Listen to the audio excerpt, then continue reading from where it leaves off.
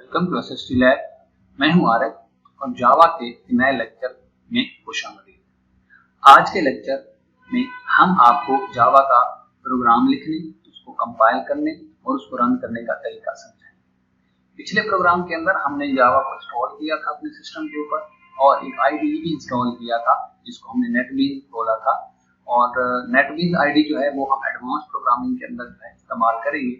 अभी आपको basic concept जो है वो जावा के समझाने के लिए हम एक और आईडी इस्तेमाल करेंगे जिसको बोलते हैं नोटपैड प्लस प्लस। ये बहुत ही सिंपल है और इस पे कोड लिखना भी बहुत ही इजी है। तो चलें इसको जो है फर्स्ट ऑफ ऑल हम डाउनलोड करते हैं और अपने सिस्टम के ऊपर इसको इंस्टॉल करते हैं। तो आपने जो नोटपैड प्लस प्लस का आईडी है वो कैसे अपने सिस्टम के ऊपर इंस्टॉल करना है, तो सबसे पहले हमारे चैनल एसएसटी लैब को सब्सक्राइब करें ताकि आपको बर वक्त हमारे लेक्चर्स मिलते रहें। इसके अलावा हमारी वीडियोस को लाइक करें, शेयर करें और कमेंट सेक्शन में अपनी राय का इजहार करें। आपने ब्राउजर ओपन करना है, गूगल सर्च के अंदर आपने लिखना है नोटपैड प्लस प्लस। उसके बाद आपने एंटर करना है तो ये आपके सामने लिस्ट आ जाएगी। इसमें आपने पहला टैब ओपन कर देना है, जो लिंक आया हुआ है नोटपैड का। इसमें आपने डाउनलोड्स के अंदर जो है वो जाना है। यहाँ पे मैं डाउनलोड्स पे क्लिक करता हूँ और यहाँ पे जो फर्स्ट वर्जन है लेटेस्ट उस पर मैंने क्लिक किया। यहाँ से मैं 32 बिट या 64 बिट जो भी मेरा सिस्टम है वो मैं पैकेज या इंस्टॉलर जो है डाउनलोड करूंगा। तो यहाँ पे मैंने इंस्टॉलर के ऊपर क्लिक किया तो ये मेरा डाउनलोड होना शुरू हो जाएगा। ये देखें ये डाउनलोड होना स्टार्ट हो गया है।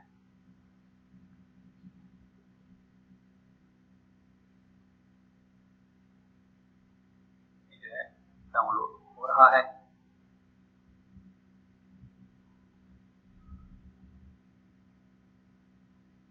डाउनलोड हो गया, इसको मैं फोल्डर में ओपन कर लूंगा और यहाँ से मैं इसको डबल क्लिक करूंगा।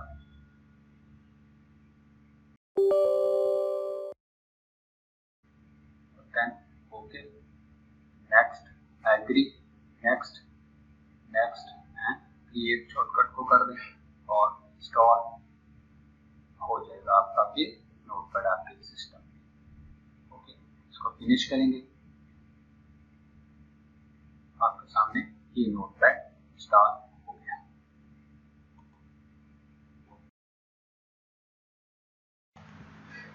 अब हम अपना पहला प्रोग्राम राइट करेंगे, उसको कंपाइल करेंगे और फिर उसको रन करके देखते हैं। तो चलिए स्टार्ट करते हैं। फर्स्ट ऑफ ऑल आपने नोटपैड को ओपन कर लेना है। अब इसके अंदर आपने प्रोग्राम कुछ इस तरह से लिखना है। फर्स्ट ऑफ ऑल आपने क्लास बनानी है। तो क्लास बनाने के लिए आप इस तरह टाइप करें, पब्लिक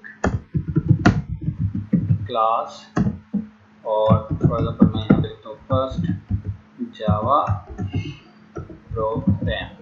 उसके बाद आपने एंटर करना है, दो कर्ली ब्रैकेट्स लगानी है और फिर इन ब्रैकेट्स के अंदर आपने मेथड बनाना है, public static void main. Then जो है आपने दो पैरेंथेसिस लगानी है और यहाँ पे आपने दो कर्ली ब्रैकेट्स लगा देनी है। इनके अंदर आपने एक जो है कीवर्ड लिखना है, स्ट्रिंग, और स्ट्रिंग का एस बड़ा होगा, स्ट्रिंग आर्गुमेंट्स इस तरह लिख के आपने ये जो आपके पास स्क्वायर ब्रैकेट्स हैं वो लगानी है। यहाँ पे आपने लिखना है सिस्टम, सिस्टम का एस बड़ा, S Y S, system dot out dot print L N, और फिर आपने दो ब्रेसेस लगाने के बाद इसके अंदर डबल कोटेशन के अंदर आपने फॉर एग्जांपल मैं यहाँ पे लिख देता हूँ एसएसटी लैब और उसके बाद आपने इसको यहाँ पे खत्म कर देना है। तो यहाँ पे थोड़ा सा इसको पहले समझ लें। अब ये क्या है, ये हमारे पास क्या है, एक क्लास है, क्लास, और ये क्लास का मेथड है। तो आप याद रखें कि जो जावा का प्रोग्राम होता है वो प्रोग्राम जो है क्लासेस और मेथड्स पे मुश्तमिल होता है। तो जो भी आपका जावा का प्रोग्राम होगा उसके अंदर एक क्लास होगी जिसको हम मेन क्लास कहेंगे और उसके उसी क्लास के अंदर एक मेथड होगा जिसको हम मेन मेथड कहेंगे। तो आपके जितनी भी जावा के प्रोग्राम्स होंगे उसके अंदर डिफरेंट मेथड, बहुत सारी क्लासेस, बहुत सारे मेथड जो है वो हो सकते हैं। बट याद रखें कि आपका जो प्रोग्राम है जो रन होगा प्रोग्राम, यानी फर्स्ट कहाँ से वो रन होगा, अगर इसमें आपने 1000 क्लासेस बनाई हैं, 100 बनाई हैं, जितनी भी बनाई हैं, मेथड जितने भी बनाए हैं, बट सिस्टम को जो है, कंपाइलर को जो है क्या पता लगाना होता है कि फर्स्ट पे कौन सी क्लास का कौन सा मेथड चलाना है। तो ये याद रखें कि एक क्लास जो होगी वो मेन क्लास होगी और उसी क्लास के अंदर एक मेथड होगा जिसका नाम आपने मेन ही रखना है। ये जो हमारे पास क्या है, मेथड का नेम है, तो ये आपने मेन ही रखना है। इसके अलावा अगर आप नाम रखेंगे तो वो आपका मेन मेथड नहीं होगा। अब इसके अलावा जो मेथड आप बनाएंगे वो कोई भी आप नाम रख सकते हैं, बट इस मेथड का नाम आपने मेन मेथड रखना है। तो ये पब्लिक स्टैटिक वॉइड, इसको अभी आप जो है छोड़ दें, इसको बाद में आपको समझाऊंगा। पहले आपने इस प्रोग्राम के अंदर आपने ये समझना है कि आपकी ये क्या है, मेन मेथड है। तो अब हम इस प्रोग्राम को सेव करेंगे और सेव करने का जो तरीका मैं आपको बताऊंगा, आपने वैसे ही सेव करना है।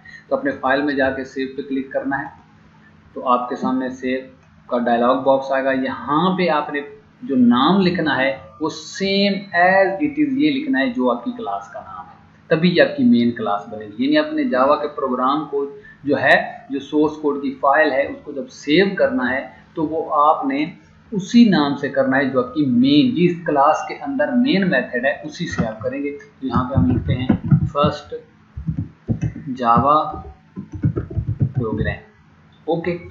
और इसकी जो एक्सटेंशन है वो डॉट टेक्स्ट नहीं बल्कि जावा ही होनी चाहिए। इसके अलावा कोई भी एक्सटेंशन हुई तो आपका ये प्रोग्राम वर्क नहीं करेगा। तो आप यहाँ पे जाएं और कीबोर्ड से जे प्रेस करें, तो ये देखें जावा सोर्स फाइल डॉट जावा पे आ गया। तो आप इसको सिलेक्ट कर लें यहाँ से, और इसको मैं डेस्कटॉप के ऊपर ही सेव कर रहा हूँ। तो ये याद रख लें, दोबारा मैं रिपीट कर रहा हूँ कि आपकी जो फाइल होगी सोर्स कोड की फाइल, उसको आपने जो सेव करना है वो मेन क्लास का जो नाम आपने रखा है उसी नाम से आपने सेव करना है। तो first Java programme, first Java programme, तो इसको हमने फाइल को, उसको यहाँ से हम क्या कर देते हैं, सेव कर देते हैं। अब आपकी सोर्स कोड की जो फाइल है ये सेव हो चुकी है। अब इसको कंपाइल कैसे करना है, रन कैसे करना है, तो ये भी देख लें।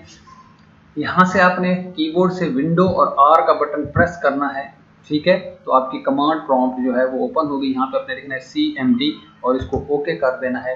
तो यहाँ पे आपके पास क्या आ गया, कमांड प्रॉम्प्ट। अब जहाँ आपने पहले उस पाथ पे जाना है, उस पाथ पे जाना है जहाँ पे आपकी फाइल सेव है। तो मैं मेरे यूज़र पे हूँ, तो यहाँ से मैं लिखूँगा CD और CD लिखने के बाद डेस्कटॉप मैंने लिखा, एंटर किया। तो अब देखें यहाँ पे एरर है, मैंने डेस्कटॉप के साथ स्पेलिंग अलग लिखी, CD डेस्क और टॉप, यहाँ पे एंटर करें। तो देखें मैं डेस्कटॉप पे पहुंच गया हूँ। अब मैं लिखता हूँ यहाँ पे DIR जब मैंने डाली तो इसके अंदर आप देखें कि आपकी ये फाइल पड़ी है फर्स्ट जावा प्रोग्राम, ठीक है। अब फर्स्ट ऑफ ऑल हमने क्या करना है, जैसे मैंने आपको पहले लेक्चर्स के अंदर बताया था कि जावा का जो प्रोग्राम है वो पहले आपने उसको कंपाइल करना है। यानी आपकी जो सोर्स फाइल होती है उसको कंपाइलर कंपाइल करता है और देन हम उसको रन करते हैं। तो फर्स्ट ऑफ ऑल आप यहाँ पे डेस्कटॉप के ऊपर अगर देखें, यहाँ से मैं डेस्कटॉप को जो है वो ओपन कर लेता हूँ। तो ये देखें, ये मेरा डेस्कटॉप है और ये डेस्कटॉप के ऊपर ये फाइल पड़ी हुई है। तो यहाँ से देखें, अब मैं इसको यहाँ से कंपाइल करूँगा। तो कंपाइल करने के लिए क्या है, आपने कंपाइलर को कॉल करना है। तो यहाँ पे मैं लिखूँगा जावा सी का मतलब है जावा का कंपाइलर, स्पेस दूंगा और उसी फाइल का नाम लिखूँगा फर्स्ट जावा प्रोग्राम और डॉट जावा, 7 एक्सटेंशन आपने लाजमी लिखनी है। अब इसको आप एंटर करेंगे, ये आपका प्रोग्राम जो है कंपाइल होगा। देखें जैसे ही ये हमारा प्रोग्राम जो है कंपाइल हुआ है तो यहाँ पे हमारे पास एक और फाइल क्रिएट हो गई है automatically, first Java program dot class.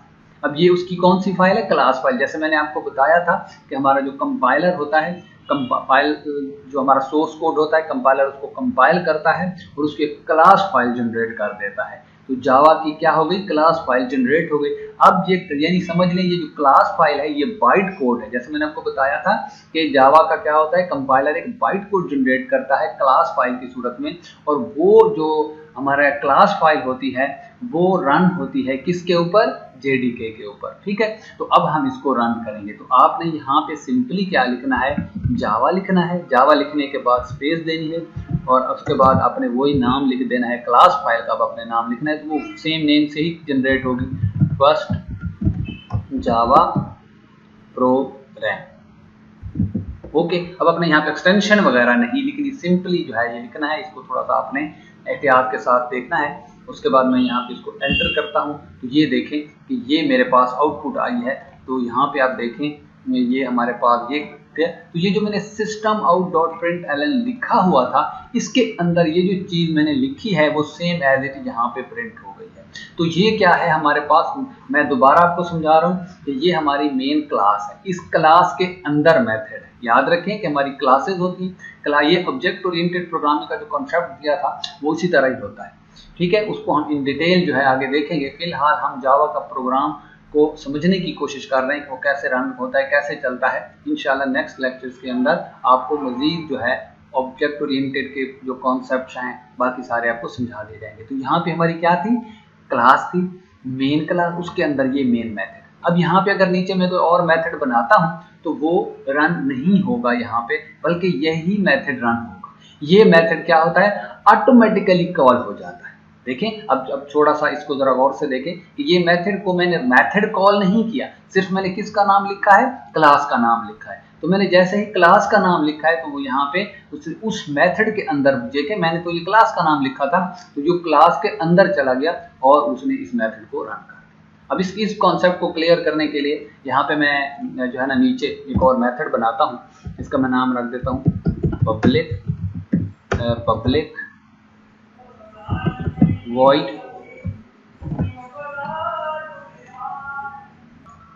तो यहाँ पे मैं मेथड बना रहा हूँ। ये आप देखें मैंने ये मेथड बनाया। सॉरी, इस मेथड का नाम जो है फॉर एग्जांपल मैं यहाँ पे लिख देता हूँ M1 और यहाँ पे मैं जाके इसको एंटर करके यहाँ पे मैं लिखता हूँ, वही इसी के ऊपर वाले को हम कॉपी कर लेते हैं। तो इसको मैंने यहाँ से ये कॉपी किया और इसको मैंने आके पेस्ट किया। ओके, इसके अंदर मैं यहाँ पे लिख देता हूँ मेथड। फॉर एग्जांपल मैं इसके अंदर आउटपुट करवा रहा हूँ, वो करवा रहा हूँ मेथड 1। ओके हो गया, इसको मैं अब सेव कर देता हूँ। अब हम यहाँ पे दोबारा क्या करेंगे, javac first Java program dot java. मैंने इसको कंपाइल किया, प्रोग्राम कंपाइल हो गया। अब यहाँ पे मैं सिंपली इसको रन करता हूँ, जावा फर्स्ट जावा और एंटर कर देता हूँ। तो देखिए आउटपुट पे SST लैब ही आया है, बट ये जो आउटपुट है ये नहीं आई। तो ये अब हम इसको थोड़ा सा समझते हैं। ये जो है आउटपुट पे नहीं आया बल्कि सिर्फ ये मेथड रन हुआ है। तो आप इसको थोड़ा सा गौर से देख लें यहाँ पे, तो ये आपको समझ में आ गया होगा कि SST लैब जो लिखा हुआ है फर्स्ट मेथड के अंदर जो आउटपुट हमने लिखी है वो आई है, सेकंड मेथड के अंदर नहीं है। तो जैसे मैंने आपको बताया है कि जो हमारा मेथड होता है वो मेन मेथड जो है वो कॉल हो जाता है ऑटोमेटिकली, लेकिन बाकी आप जितने मेथड या जितनी क्लासेस बनाएंगे वो मेथड्स उस क्लासेस के जो होंगे वो आपको कॉल करने पड़ेंगे। क्या करने पड़ेंगे, कॉल करने पड़ेंगे। अब हम देखते हैं कि अगर ये जो हमने ये वाला मेथड बनाया है, अगर इस मेथड को हमने ये जो आउटपुट है ये भी दिखानी हो तो क्या करनी होगी। तो जैसे मैंने आपको बताया कि डिफ़ॉल्ट तौर पे ये मेथड जो है ये कॉल होगा, ठीक है। बाकी मेथड्स को आपको खुद कॉल करना है। तो हम क्या करते हैं, इसी मेन मेथड में जाते हैं और यहाँ पे मैं इस मेथड को कॉल करता हूँ। सॉरी, यहाँ पे अपने स्टैटिक का वर्ड जो है डालना है, स्टैटिक हो गया, स्टैटिक पहले। अच्छा, अब यहाँ पे आपने उस मेथड का नाम मैं लिख देता हूँ। जैसे ये M1 है, ये मैंने इसका ये मेथड को कॉल करने का जो है ये तरीका होता है यहाँ पे। तो आप क्या करेंगे, यहाँ पे मैंने मेथड को कॉल कर दिया, यहाँ पे मैं इसको सेव करता हूँ। उसके बाद आप यहाँ पे आए, javac first Java program dot java, इसको मैंने कंपाइल किया, ये कंपाइल हो गया। यहाँ पे मैंने लिखा जावा फर्स्ट जावा प्रोग्राम एंड आपने यहाँ पे इसको क्या करना है, एंटर करना है। तो देखिए अब दोनों आउटपुट आ गए, ये आउटपुट भी आ गई है और ये आउटपुट। तो थोड़ा सा ये देखें कि हमने इस मेथड को कॉल वगैरह नहीं किया, ये ऑटोमेटिकली रन हुआ है। बट इस मेथड को हमने यहाँ पे क्या किया है, कॉल किया है, तो ये हमारे पास रन हो गया है। तो आप जितने भी मेथड बनाते चले जाएंगे, यही जो कॉन्सेप्ट है, यही रीयूजेबिलिटी का कॉन्सेप्ट है। अब इस मेथड को, ये जो मैंने मेथड बनाया है, मैं डिफरेंट क्लासेस के अंदर कहीं पे भी इसको इस्तेमाल कर सकता हूँ, दोबारा इसको कॉल कर सकता हूँ। इस तरह मुझे ये मेथड एक ही दफ़ा बनाना पड़ेगा और ये बार बार क्या होता रहेगा, कॉल होता रहेगा। इस तरह मेरे कोड की जो रीयूजेबिलिटी है वो इंक्रीज हो जाएगी। तो आई होप कि आप लोगों को ये बात समझ में आ गई होगी सारी, और अगर आपको कोई भी यहाँ पे कंफ्यूजन है तो आप कमेंट बॉक्स में जो है वो पूछ सकते हैं। इंशाल्लाह नेक्स्ट लेक्चर में मिलते हैं नए कॉन्सेप्ट्स के साथ। तब तक के लिए अल्लाह हाफ़िज़।